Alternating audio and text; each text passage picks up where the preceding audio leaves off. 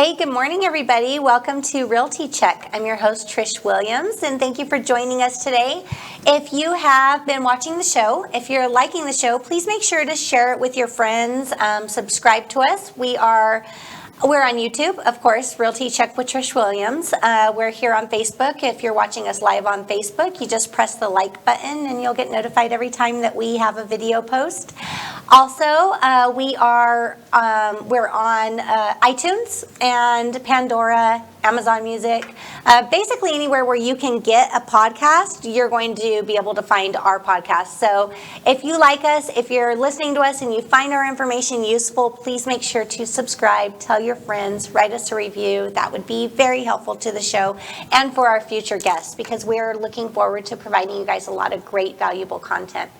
So today I have a special guest on our show. This is Shelby Stenson. She is actually the Director of Operations for the Trish Williams team. Good morning, Shelby. Good morning. Good morning. So glad to get you out of the office today. Yep. Doesn't happen very often. Doesn't happen very often. Shelby's usually stuck behind the computer in the office and working on all of our paperwork. So she does a very good job at keeping Trish Williams' team organized, keeping me organized. I'm usually out running around with clients and in appointments, doing all kinds of things out there in the field, and Shelby is in the office making sure that all of our contingency deadlines are met, all of our contracts, the T's are crossed, the I's are dotted, and all of our stuff's in order. So we really appreciate you, Shelby, and anybody that's worked with us in the past knows how important Shelby's job is. So thank you. Today, being that we're in December now, we just got the numbers released for November stats in the real estate market. November, the numbers that we pretty much track, at the end of the month. There's a lot of numbers that we track, actually, but the numbers that we track for that we look at the end of every month is sales. The sales from the previous month. So. From those numbers, Shelby, what those charts look like for November? So we had quite a bit of a dip in November. It slowed down just a little bit. It seems like we're kind of slowing, but we usually slow down at the end of the year anyway. You get the holidays, people don't really want to go out and look at houses while they've got family in town, right. And they don't really want to have people walking through their houses if they're selling their house and they're still living there. So we usually see a slowdown at this time of year anyhow. Seasonality. Yeah, most definitely, and that's why I seen the numbers. Definitely we were super hot, super on fire. The market was in October, and actually, all year almost this year. We've been sales have been really high and things have been doing well. When I seen the drop, it was about 400 to 500 unit drop that we had in November. Not substantially anything to be concerned about, just because we see a drop every November, December. Sales are still, they usually stay pretty strong, and I still think that they're going to be okay, but just not as quickly as we typically do. Good thing for sellers to remember when we start to see any type of drop in sales or anything like that, any higher days on the market, is that pricing right is very important. Sometimes, and we all want to try to get the most money for our homes. That's kind of what we do, right? But when sales are dropping a little bit, when activity slows down, you want to make sure that you're priced correctly, because pricing too high can actually slow down your sell and cause more higher days on the market. Right. So, Shelby, let's talk today about buying. Okay. So first off, let's say a buyer, when someone's looking to purchase a home, buyer gets pre-approved, they talk to a lender, which is always a good first step. Sometimes you'll call us first, and that's fine. You can, call us and we'll set up an appointment or set up a consult with you to go over what is it that you're looking for, what is it that you want, to get your kind of wants and needs of what you're looking for in a home. However, if you're planning on financing this purchase, then we want to get you in contact with the lender to talk about programs, to talk about what is available for you on the purchasing.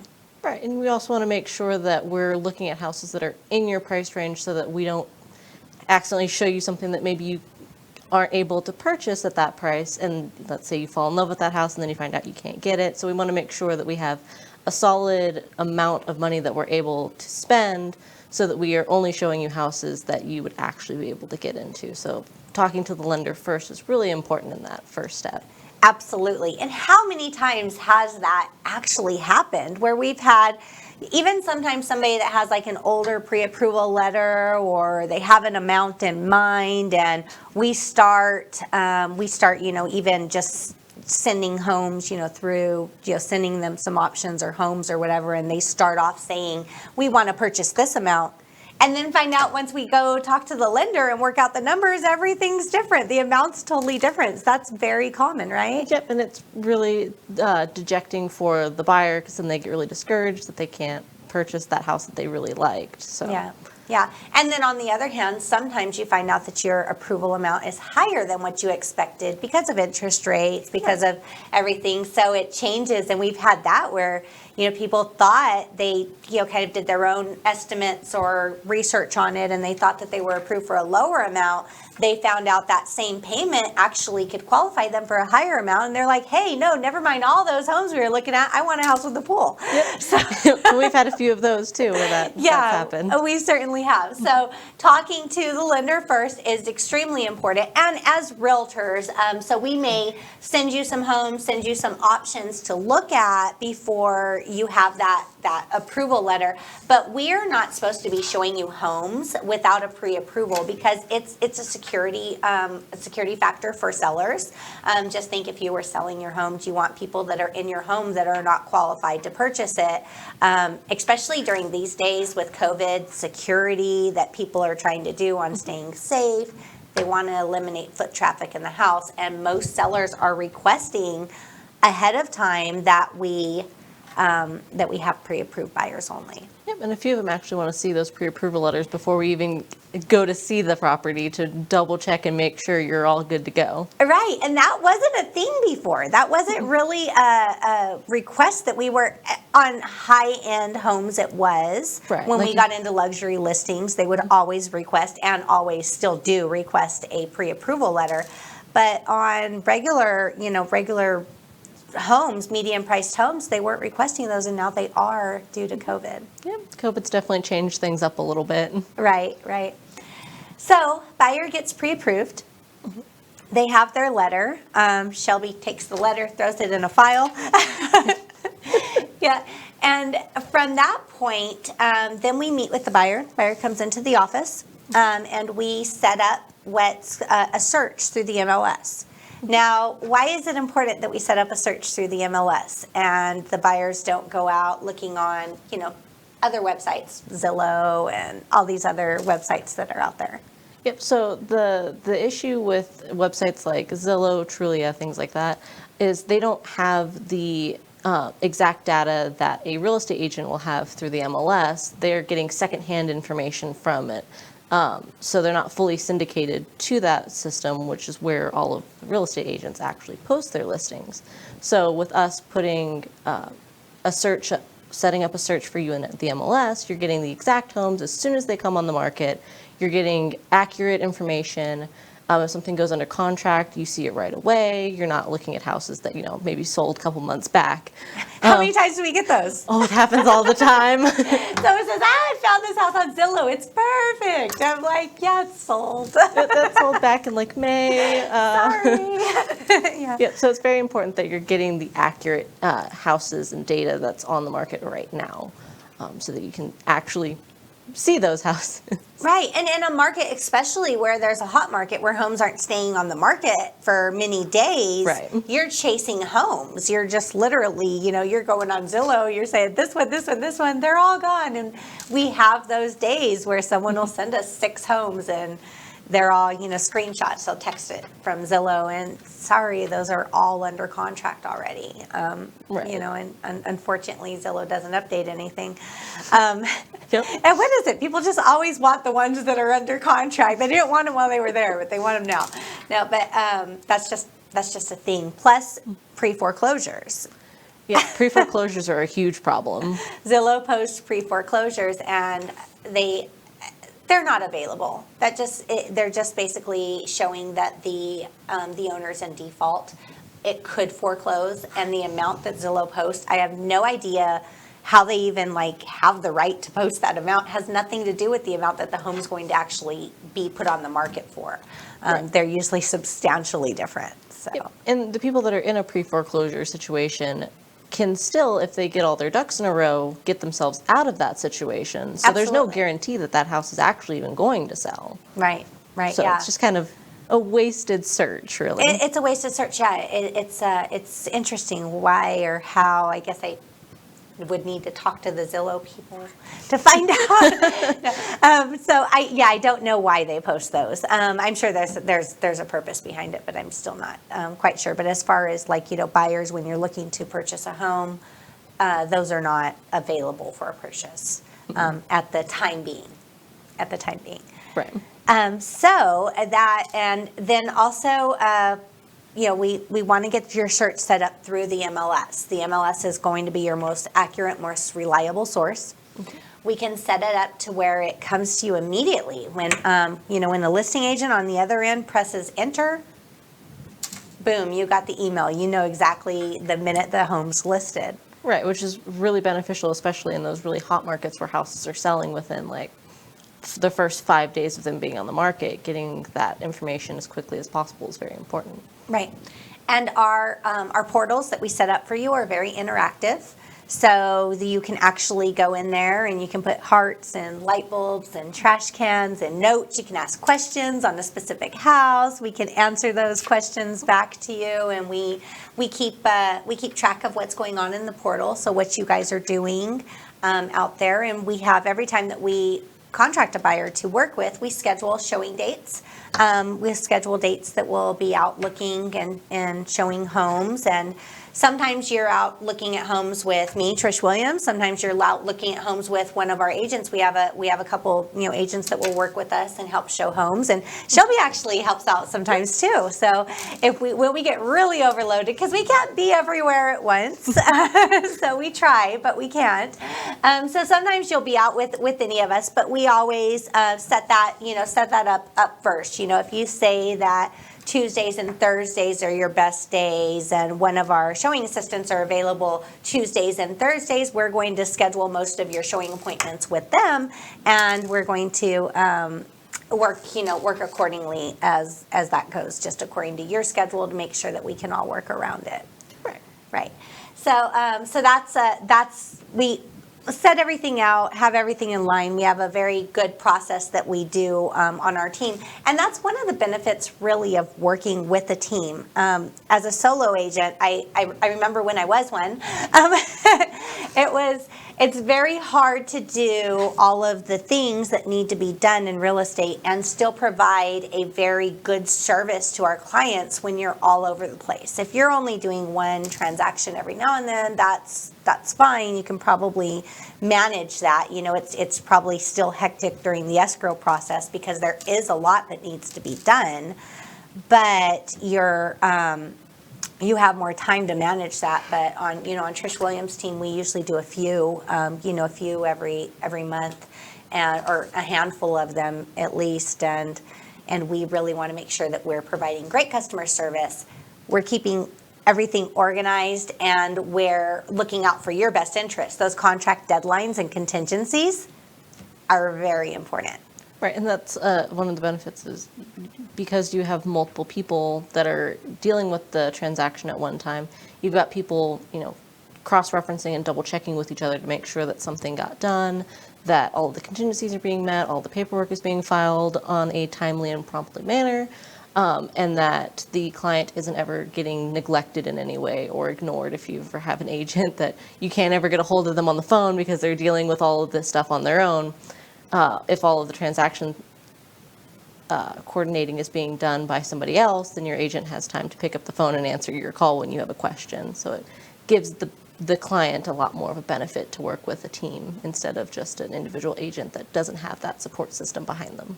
Absolutely. I agree with that.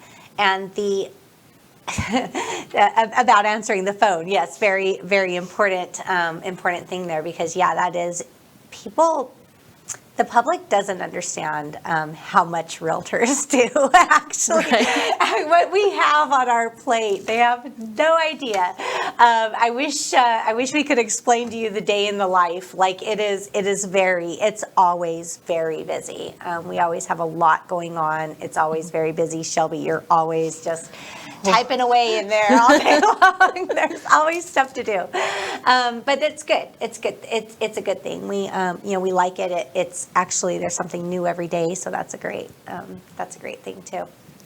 So back to buying process. Buyers come in, they set up their search, pick out a few homes. Say, here's 5 homes. These homes look great. I'd love to go see these homes. So what are we going to do then? So what we'll do is we'll pull those 5 homes that you wanted to really see. We'll get those scheduled, and we normally try to make it to where if we start on one side of the map and then move to the other side so that we're not bouncing back and forth. We try to make it as linear as possible, just to make it a little bit more convenient. Yeah, you don't want to be driving from one side of town to the other. Vegas is big now. You don't get everywhere in 20 minutes like you used to. Right, and then that also reduces your showing appointment time, so you're not having these long pauses in between seeing houses, which can really fatigue a buyer too. Yes, most definitely. I've had those days where it's like the buyers are like, please, no more, no more. No, so we usually schedule 2-hour windows, usually up to 5 or 6 houses per showing appointment. And the reason why, very strategically, reason why is because there's, you'll forget. I'll forget. We'll all forget. You see too many homes, they all start blending together. So we want you to be able to see the homes, be able to process what you've seen, be able to take it in. And we do. You always hear the saying, save the best for last, but when it comes into real estate, you really don't want to save the best for last. No. It might not be there anymore. So you want to start with your top. You want to start with your favorites first, your very top that you want to see. And of course, if a home checks all the boxes, then that's you should. In our market, the way that it's been lately, if a home checks all your boxes, it might not be there, and then we spend the rest of the time looking at homes, comparing it to that one, and that can be very painful for the buyer and your agent. Right. So yeah, we definitely want to do that. Now, once you say we're out, we looked at homes. We looked at 5 homes today, and we found third home was perfect. None of the other homes compared to that. That's everything we want. We want to make an offer on that. What do we do now? So once you're ready to write the offer, we'll have to go over what terms you want in the offer. So, for example, what purchase price you're wanting to offer, if you're going to ask for any kind of compensation from the seller, so like covering closing costs, home warranties, things like that. And also how far out we have to set the closing date. If you've got, say, a contingency where you have to sell your home, we might want to have a little bit longer of an escrow, whereas if you were just financing and doing like a regular conventional FHA loan, we can usually close those in about 30 days, so it kind of depends on what you're looking for. But with asking for things from the seller, you want to really make sure that you're talking with your agent to make sure that you're offering something that's reasonable for the market that you're in, that you're not putting in these really lowball offers that, if we're in a seller's market, really aren't going to get you very far. Right. And if it's a situation where the house has multiple offers, you might want to consider offering more, but you really want to offer whatever at the end of the day you're not going to regret not making that offer. Right. Right, absolutely. And a lot of times, if you're looking on offering more, you have to keep in mind that the home's going to have to appraise. Of course. If you're financing. So that's definitely something to consider on your offer.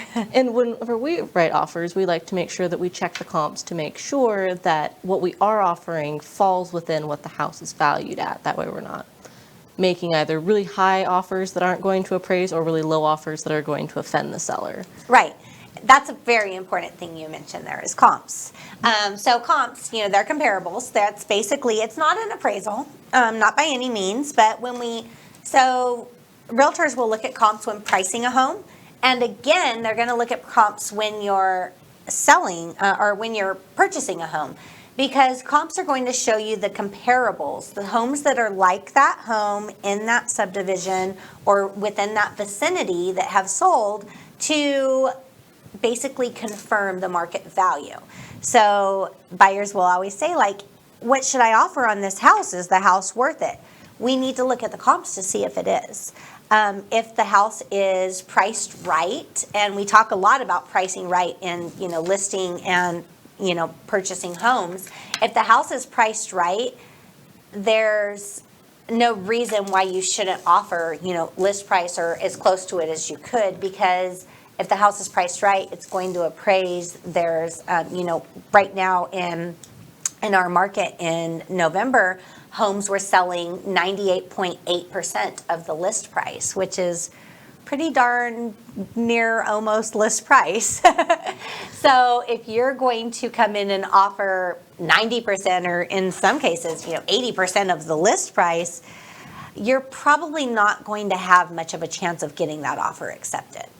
Right. And some sellers, they, depending on how low it is, don't even want to look at the offer at that point. They hear the price and they're like, no, we don't want that. And we've had that. We've had where, we've sent an offer, and sometimes sometimes the buyers have to see for themselves. And I get that. I understand that point. They say, oh, I watched a real estate flipping show and they offered $50,000 less than the house and they got it. Well, yeah.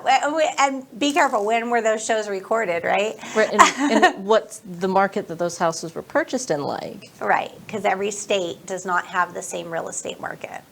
You have to know the conditions of the market that you're in and trust your realtor's advice. I mean, we're not trying to steer you the wrong way.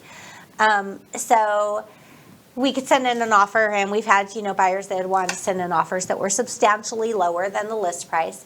And we've, still put those offers together, still sent them over. And yeah, there's times where the seller's agent just says, the seller doesn't even want to take the time to sign a rejection or a counteroffer or anything. They just said no. So they are technically supposed to sign a rejection, and there's times I've pushed to make sure that they set that and got that over. If the buyer wants to see the confirmation in writing, of course we're going to push and get that. But there are definitely times out there where they just won't. They say it's just they don't take the offer seriously, and they're not even going to talk to us about it. So that is one thing to keep in mind. You want to make sure, if you're serious about purchasing the house, you want to craft and put together a serious offer. And we're going to help you come up with that serious offer. We're going to help you come up with that price. We're going to look at the stats. We're going to look at the comps. We're going to look at what is reasonable for that house. And we're going to try to negotiate the best deal possible for you. And sometimes, negotiating the best deal possible is getting the closing costs, getting some concessions. Sometimes it's the lower price. We're going to discuss with you what's best for you in your situation and go accordingly to that. There are times, though, where there's multiple offers on a house, or there's, the house, the days on the market in that neighborhood are very low, and the best deal possible is actually getting the house. And, right. And that is, there's times, and you can ask a lot of buyers out there that have made, 11, 12 offers, and we've had that too, where the best deal possible is getting an offer accepted. Right. Because the market is in the price or the area that they're looking for, the market is that hot. So it's something to really keep in mind. And that's where we're going to give you guys advice on that. Yeah. So offer put together, we're going to, first off, we write on the offer the terms, the offer amount, the offer price, our appraisal, when we're going to have the appraisal, when we're going to have the home inspection. And you mentioned like sellers, concessions, closing costs. What is one of the things that we almost always ask for on the offer? So we almost always will ask for a home warranty, like a 1-year home warranty to be covered by the seller. And that home warranty covers anything that would break in the house. For example, like if your washer and dryer goes out, your water heater, it covers some like plumbing, electrical issues. So like a home insurance plan covers if there's damage to the home, whereas a home warranty covers if something in the house breaks. Like the mechanics of the home. Right. So you want to make sure that you have one of those, because it seems like whenever you don't have I know. one, something breaks and you would need it. I know, yeah. So, and it is, you don't know the home. You get a home inspection, of course, that's, that's definitely going to tell you a lot. But you don't know the home, you haven't lived in it. It's always that 1 year home warranty in the beginning is always very good. And I mean, me personally, I still carry a home warranty on my home. I think it's definitely a benefit, just because for me, I'm busy. I don't have time to be calling around contractors and finding people when something breaks. I just call the warranty company and they send somebody out. To me, it's a convenience more than anything. But yeah, we do always ask for that 1 year home warranty. There's times where the buyers will waive it, and even if the seller doesn't pay for it, the buyer has the option to purchase it. That's always there. And we usually send you out some brochures and everything so you can pick the company, compare the different coverages that are added, because they are different. They're not all the same. And we give you the choice to pick out what you want, what you feel good about, and go from there. Right. Yeah. And then the closing timelines, average closing, what would you say an average closing timeline is from the time offer to close? Offer to close, we're looking at somewhere between like 30 days to about 45 days for a close. And then you have a few days with that negotiation when you submit the offer. So probably all said and done, about 35 to 50 days in total. Mm-hmm. Yep. From the time that you make the offer to the time you get your keys. Right. From first signature to keys. Yeah. And what would you say on our buyers, the buyers that we work with, how many offers do you think it probably takes before we go into contract? I feel like it's kind of all over the board. It really depends on the buyers and the kind of offers they're making. Yeah, I think that it very much depends, and like what kind of houses they're looking for. It seems like in the last month or two, it's been about 3 to 5 offers, and then we're good to go. Mm-hmm. Every now and again, we get that one that gets first offer said, we're all done, we're good to go, we're getting into contract, but it seems like it's about 3 to 5 currently. Yeah, because the market's been pretty hot, and Right. there's been a lot of times where we look at a house one day and we're there, and then later on that night, it's like, yeah, let's go ahead and make an offer, and there were no offers on it at the time when we looked at it. Then when we go to make the offer, it's already in a multiple offer round, so that definitely happens. This market's really not I'll think about that tomorrow kind of a market. It hasn't been. I'm wondering if it's going to slow down through December, but even though the November sales were a little slower, I just feel like a home that's priced right, that shows well, is still selling very quickly. Oh yeah. Pricing is huge though. If they're overpriced at all, they are taking a little bit longer. They're not getting the showings, from the listing side of it. If we're not getting a lot of showings, that's definitely a warning sign, because all the other homes on the market are getting shown and sold fairly quickly. Right. Yeah. And then, so the day that you get your keys, is that the day that you sign? The final paperwork? Yes. Not necessarily. Okay. On some occasions, we can do a all-in-one, like you do your signing, we close and record that same day. But usually you sign, and then a couple of days later, we actually will fully close, because there's processes that have to happen on the lender's side. They have to coordinate with title, and then once that's all said and done, they can send it to the recorder's office, and the recorder's office takes as long as they're going to take to process that paperwork. So They usually do it the same day. it's usually the same day, but it could be a couple of hours. Yeah, I think we had it once or twice where they didn't record the same day, and that was just recently due to COVID shutdowns that they were next day. Yeah, COVID's slowing them down a little bit, but it's not like we're waiting days for recordings. Like a week goes by and we haven't recorded. It's nothing that's crazy. Right. And so the big deal about that is the house is not officially yours until it's recorded into your name. So when it gets sent down to the recorder's office, just because you wired your closing funds, or just because you signed your paperwork with the notary at the title company and did all of that stuff, doesn't mean the home's officially yours yet. all of those documents have to get sent down to the recorder's office to record the deed in your name, transfer title from the seller's name to your name. And at that time, I mean, the home isn't insured. It's not. It's not your home yet.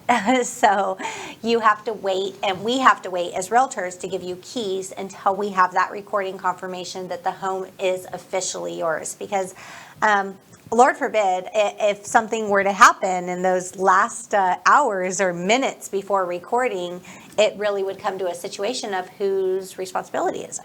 Yeah, and luckily we haven't had that situation happen, but it could happen. So we just, we're required to make sure that it's actually your house before you get the keys, so that we don't have any kind of issues with the current owner. Right. And we always, I mean, that's one of the things we do throughout the contract, throughout the entire process, is look out for you to make sure that you don't have, we want to avoid all the issues that we could possibly encounter and make this the, you know, as secure of a transaction as possible. Yeah. So. All right. So yeah, that's. I think we did a really good job, and Shelby, you're very helpful in explaining the purchasing process. And of course, if you have any more questions that we didn't cover, you can call me 702-308-2878. You can even call Shelby. She's in our office now. Shelby, I don't think I mentioned this before, but she is our director of operations, but she's also a licensed realtor. So Shelby is fully licensed. She's able to answer real estate questions. She's able to communicate with you on any real estate things or questions that you have. So if you call Shelby directly in the office, she's able to answer anything for you. And her phone number is 702-449-7890. Did I get that right? Yes, you did. I only call her 20 times a day, so loud. I think I'm on your speed dial now, so you don't actually have to dial the number. Right. So yeah, if you have any questions for either one of us, we're always happy to help. We do answer our phones. And of course, if I'm not answering my phone or I'm not available, Shelby's, sometimes my phone's forwarded to her, so she'll be picking up. And if not, we always do have a standard of service on Trish Williams' team where we return all calls within 2 hours. We're not those realtors that you can never reach. So just reach out to us and we'll get back with you. And thank you guys for joining us today. And as I said earlier, if you like the show, please follow us, subscribe to us, share it with your friends. And we look forward to seeing you next week on Realty Check with Trish Williams. Thank you.